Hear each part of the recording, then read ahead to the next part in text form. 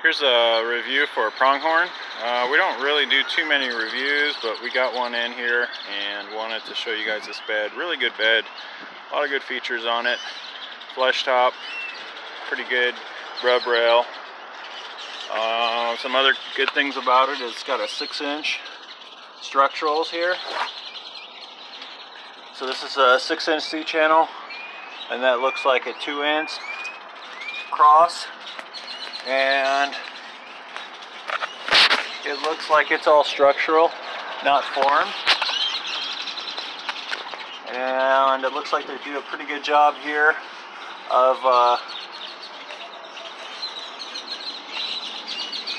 getting those cross members. Looks like about every 12 inches, maybe a little more, but nonetheless, there's cross members over the wheel well. That's what you're kind of looking for. You want cross members, and they're going all the way across. So good bed. A couple of things here. Well, let me show you another cool feature about their beds here. The header here doesn't have a crazy gusset on it. It looks like it's recessed, so it's pretty strong. So again, pretty good bed. I'm just going to go over a few things that aren't so good, and it's just a matter of preference too. So it's not even a bad thing. No structural issues, just more convenient. So here we go. One, stake pockets, very small. Looks like a 2 by 2.5, 3 maybe. But the inside is not a standard stake pocket. You can put a 2 by 4 in.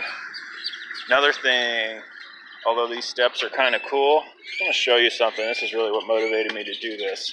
So I put my tools in here like I normally do in my truck. They're all wet. And that's why I'm doing this right now too. This Walmart parking lot, I would have done it back in the shop, but so now I got a bag of tools that are wet. I really hate that. So yeah, my bad. I thought it was sealed here, but it doesn't look like the bottom seal is a good seal. So for all you Pronghorn lovers, that's a bad thing, and they could fix that. Don't know why. Another thing I don't like are the stake pockets if you got used to oversized ones. And then here's another thing, and this is just me. So I use oversized pins in here. Of course I got some weight on here. You can't pull this pin out because of how close these chain hangers are. If you're going to compare it like to a Bison Tough one, we're way out here, so you can put a large pin in. And then the other things that aren't bad about this, and I said this in another video, is about how this thing was installed. This is not Pronghorn's fault, but a couple things on a trailer or flatbed that you are wanting to pull bumper pull. You want to make sure you are braced from this piece back, not like that. So again, that's just whoever the installer's fault is. That's a good sized bolt. It probably won't do anything and be okay.